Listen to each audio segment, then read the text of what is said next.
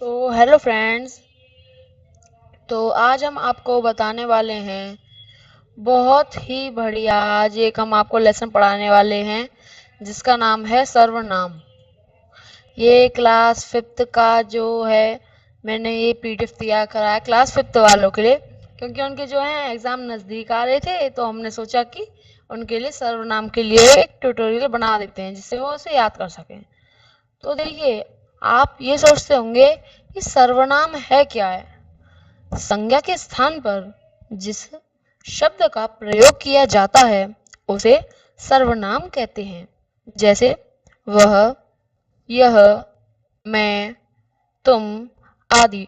देखिए, मैं बताऊं आपको, हम सर्वनाम को कुछ ऐसे समझ सकते हैं जैसे कि मैं किसी को बुलाऊं अभी, जैसे वह कहाँ जा रहा है उसके बारे में कुछ बात कहूं मैं, ठीक है, उसमें सर्वनाम रिलेटेड होता है। जैसे आप इसमें भी समझ पाए, संज्ञा के स्थान पर जिस शब्द को यूज करें, जैसे श्याम स्कूल जाता है, वो एक नाम हो गया, ठीक है। और उसकी ही जगह पर मैं कर दूं प्लेस, श्याम की जगह पे वह स्कूल जाता है, तो ऐसे ही हो सकता है सर्वनाम। यही होते हैं सर्वनाम, जब संज्ञा की जगह पर जो यूज होते हैं उन्हें ही कहते हैं सर्वनाम। आपको ये जरूर याद हो जाएगा। अच्छा, मेरे दोस्त का नाम शिखर है।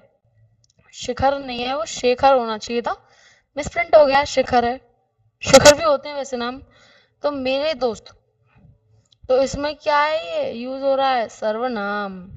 ओके, ऐसा होता है।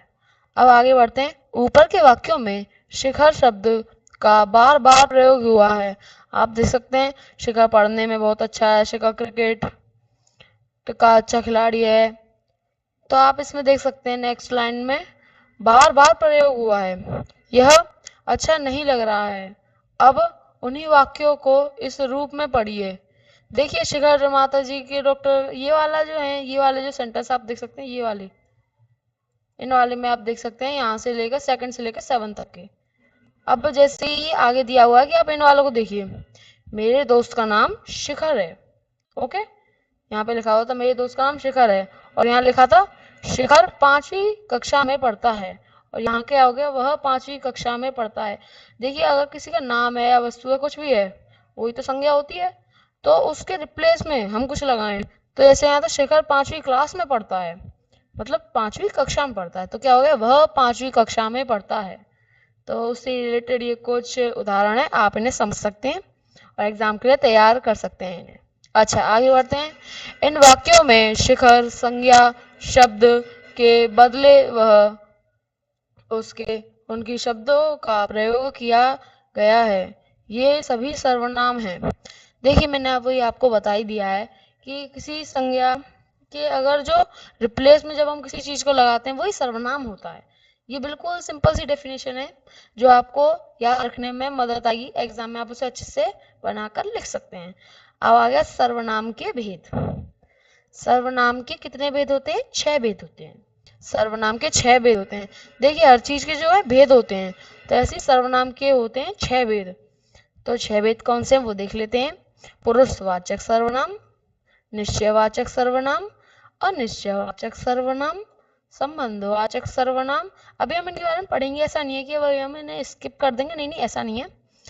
संबंधवाचक सर्वनाम, प्रश्नवाचक सर्वनाम और निजवाचक सर्वनाम। तो ये कुछ सर्वनाम है, 6 भेद हैं सर्वनाम के। इनके बारे में डिटेली अब पढ़ते हैं। तो देखिए, फर्स्ट ऑफ ऑल जो जो इसका पहला उदाहरण है वो है पुरुषवाचक सर्वनाम। तो इसके बारे में पढ़ते हैं। तो इसकी डेफिनेशन देख लेते हैं एक बार। वे सर्वनाम जो कहने वाले, सुनने वाले या अन्य पुरुष का बोध कराएं उन्हें पुरुषवाचक सर्वनाम कहते हैं। देखिए, जैसे कोई व्यक्ति कह रहा है या कोई व्यक्ति सुन रहा है या कोई अन्य जिसके बारे में हम बात कर रहे हैं, और यही चीजें किसी का बोध कराना, उसे क्या कहते हैं? पुरुषवाचक सर्वनाम। ओके, जैसे है, जिसे, मैं, तू, वह। देखिए, ये किसी ना किसी चीज का बोध करा रहे हैं, सुनने वाले का, कहने वाले का, जैसे मैं, तू, वह। ये क्या होगा? ये पुरुषवाचक सर्वनाम। बहुत आसान आसान से हैं क्लास फिफ्थ के लिए। तो पुरुषवाचक सर्वनाम के 3 भेद होते हैं। देखिए, जैसे हर चीज के कुछ ना कुछ भेद होते हैं, ऐसे ही पुरुषवाचक सर्वनाम के 3 भेद होते हैं। ओके, 3 भेद होते हैं इसके। तो पहला क्या है, उत्तम पुरुष। क्या, उत्तम पुरुष। कमेंट में जरूर बताइएगा कैसा लग रहा है आपको, उत्तम पुरुष। जो सेकंड नंबर का है वो कौन सा है, मध्यम पुरुष। ठीक है, और तीसरा कौन सा हो गया, अन्य पुरुष। क्या, अन्य पुरुष। अगर आपको ये सर्वनाम वाली पीडीएफ चाहिए तो आप कमेंट कर सकते हैं, मैं कमेंट में इसका लिंक डाल दूंगा, आप वहां से उसे डाउनलोड कर सकते हैं। तो उत्तम पुरुष, मध्यम पुरुष और अन्य पुरुष, आपने इनके बारे में पहले सुना होगा।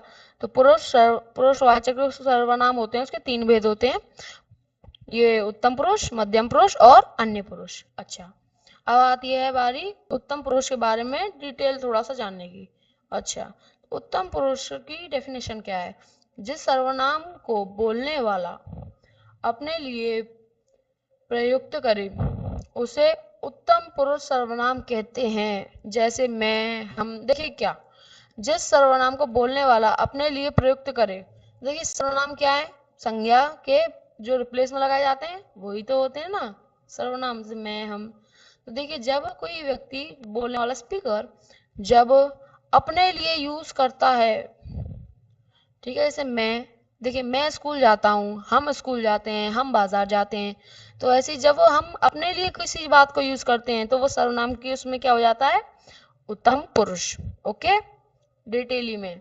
और ये आता है मध्यम पुरुष। अब मध्यम पुरुष क्या होता है, जिस सर्वनाम को बोलने वाला सुनने वाले के लिए प्रयुक्त करे। देखिए जैसे मैं किसी से बोल रहा हूँ, जैसे मान लीजिए मेरा नाम राम है, मैं श्याम से कुछ बात कर रहा हूँ, ठीक है, जैसे मैं कहूंगा तू इधर आ जा, तुम उधर चले जाओ, ऐसे ही तो बोलेंगे। तो अच्छा, तो इसे क्या कहते हैं, मध्यम पुरुष। जिस सर्वनाम को बोलने वाला सुनने वाले के लिए प्रयुक्त करे उसे मध्यम पुरुष सर्वनाम कहते हैं। ओके, ये कुछ इसके हो गए उदाहरण जिसे आप एग्जाम में लिखकर और अच्छे नंबर पा सकते हैं। अब आती है बारी अन्य पुरुष की। अब अन्य पुरुष कौन सा है, जिस सर्वनाम को बोलने वाला अन्य पुरुष के लिए प्रयुक्त करे उसे अन्य पुरुष सर्वनाम कहते हैं।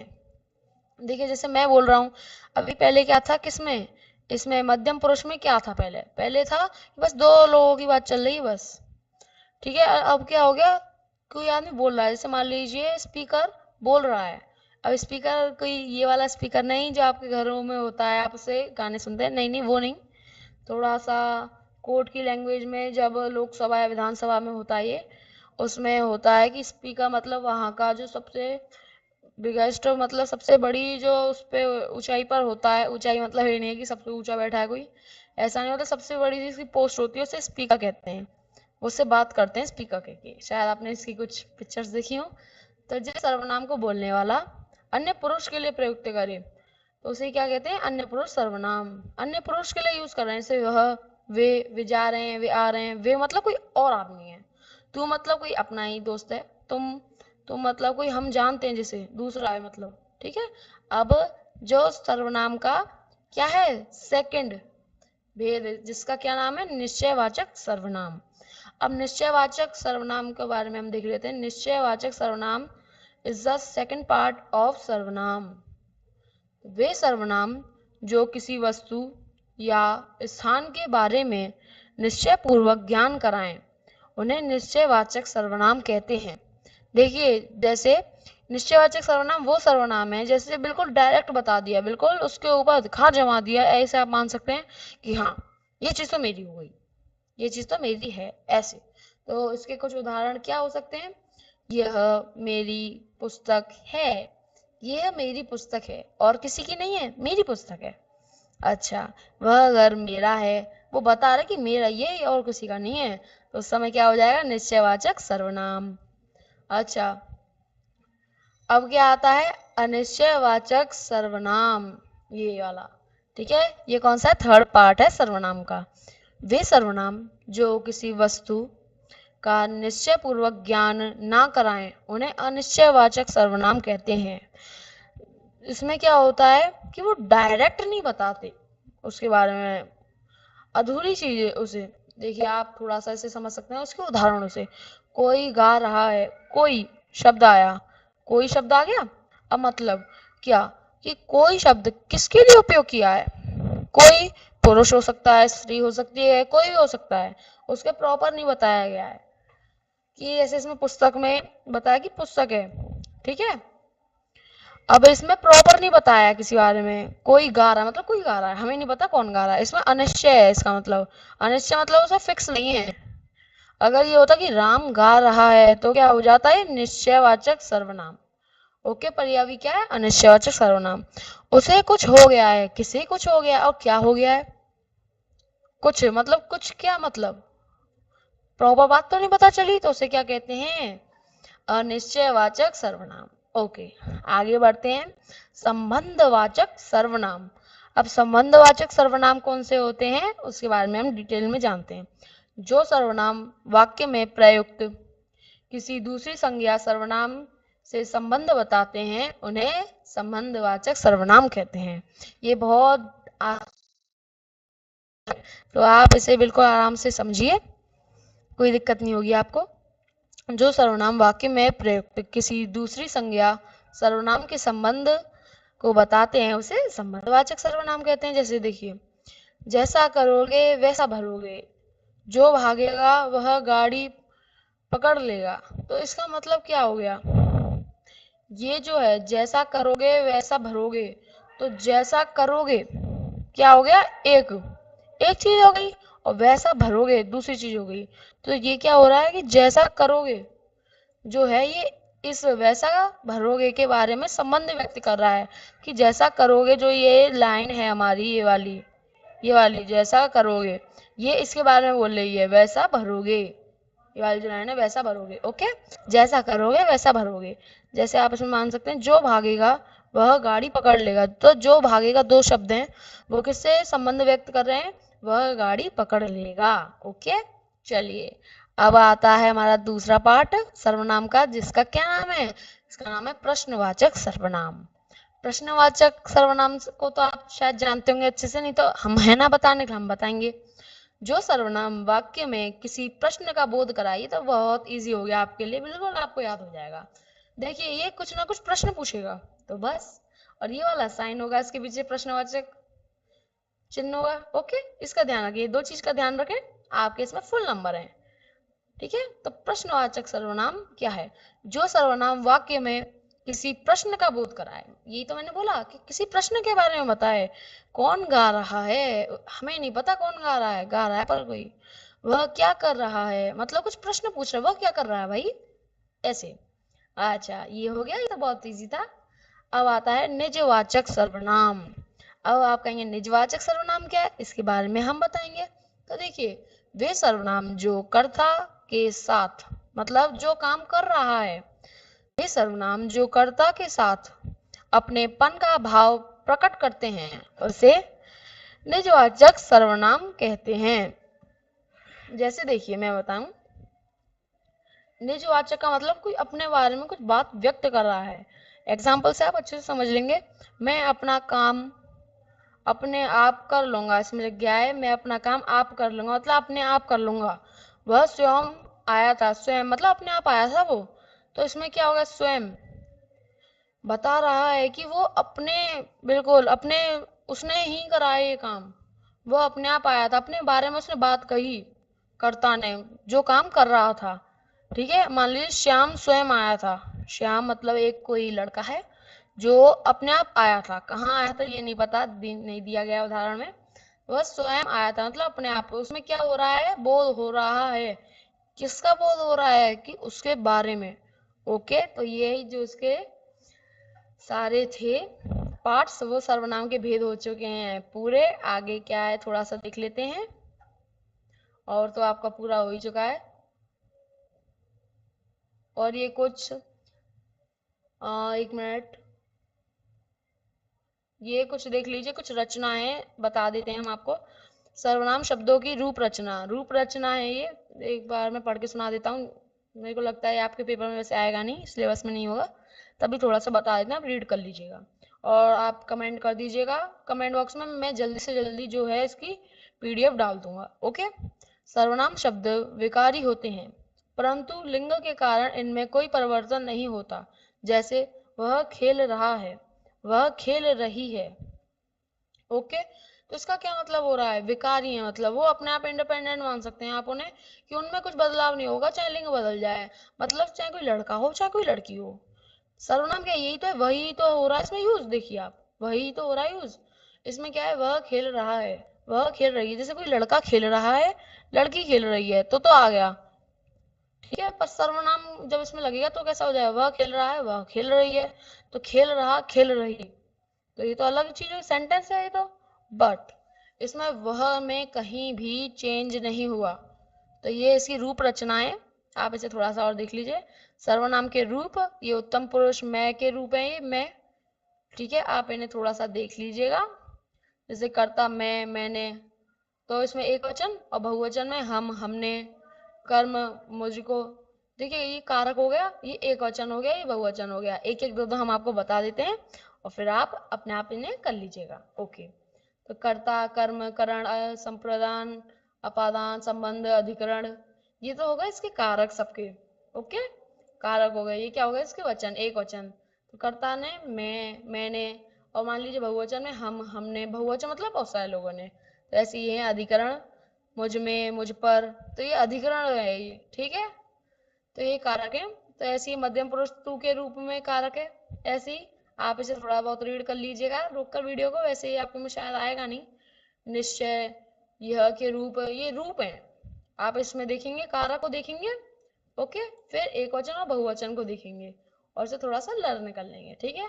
और एक थोड़ा सा क्वेश्चन के बारे में हम पूछ लेते हैं, सर्वनाम की परिभाषा उदाहरण देके समझाइए, ये आपके बिल्कुल पेपर में आएगा, हमें लगता है कि ये बहुत इंपॉर्टेंट है, वैसे आना चाहिए, तो एक बार शॉर्ट रिवीजन हो जाए। संज्ञा के स्थान पर जिस शब्द का प्रयोग किया जाता है उसे सर्वनाम कहते हैं, जैसे वह, यह, मैं, तुम आदि। ओके, आपने पढ़ रखा है, वैसे एक शॉर्ट रिवीजन करा देते हैं।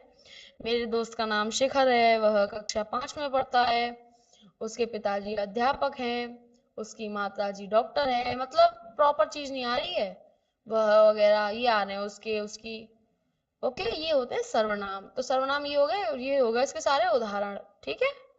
अच्छा, पुरुषवाचक सर्वनाम किसे कहते हैं और इसके कितने भेद हैं? तो पुरुषवाचक सर्वनाम मैंने अभी आपको बताया था, और उसके 3 भेद होते हैं, उत्तम पुरुष, मध्यम पुरुष, अन्य पुरुष। अभी मैं एक बार आपको ये वापस दिखा देते हैं, ठीक है। और संबंधवाचक सर्वनाम से आप क्या समझते हैं, इसकी भी डेफिनेशन एक बार आपको समझा देते हैं। ओके, ये थोड़ा सा इंपॉर्टेंट हो जाता है।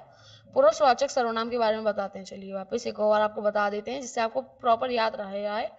और आप प्लीज वीडियो को लाइक कर दीजिएगा, क्योंकि टाइम लग जाता है थोड़ा सा वीडियो को बनाने में, कोई बात नहीं, चलिए लाइक तो आप कर दीजिएगा अगर आपको ये लेसन अच्छा लगे तो, और आप चाहें तो सब्सक्राइब भी कर सकते हैं वैसे। तो ये क्या है, पुरुषवाचक सर्वनाम, आप देख सकते हैं, इसकी परिभाषा पहले आप लिख लीजिएगा पेपर में। वे सर्वनाम जो कहने वाले, सुनने वाले या अन्य पुरुष जिसके बारे में बात कर रहे हैं का बोध कराए, ये ब्रैकेट की बात है जिससे और अच्छे से क्लियर होती है चीज। वे सर्वनाम जो कहने वाले, सुनने वाले या अन्य पुरुष का बोध कराएं उन्हें पुरुषवाचक सर्वनाम कहते हैं। ये इसके कुछ उदाहरण है, इसके कुछ उदाहरण मैं आपको बता दूं, जैसे मैं, तू, वह आदि, ठीक है, ये हो गए इसके कुछ उदाहरण। और इसके कितने टाइप होते हैं, 3 टाइप्स होते हैं, 3 भेद होते हैं किसके, पुरुषवाचक सर्वनाम के। तो उत्तम पुरुष, मध्यम पुरुष और अन्य पुरुष, ये तो आपको याद ही है। तो आप थोड़ा सा इस पीडीएफ को डालने के लिए वो मेरे को भेज दीजिएगा कमेंट, फिर मैं डाल दूंगा ऐसे, ओके। और आप इसे थोड़ा सा और लर्न कर लीजिएगा, और हमारे चैनल को प्लीज सब्सक्राइब कर दीजिएगा। संबंधवाचक सर्वनाम से आप क्या समझते हैं? तो हाँ, आपको वैसे पता है, तब भी एक शॉर्ट रिवीजन जरूरी है, जिससे आपको और पक्का याद हो जाए। तो संबंधवाचक सर्वनाम से आप क्या समझते हैं ये बता देते हैं एक और हम। ये रहा, तो संबंधवाचक सर्वनाम में अगर ऐसे आ जाए कि आप क्या समझते हैं क्या है, तो आपको उसकी डेफिनेशन लिख देनी है।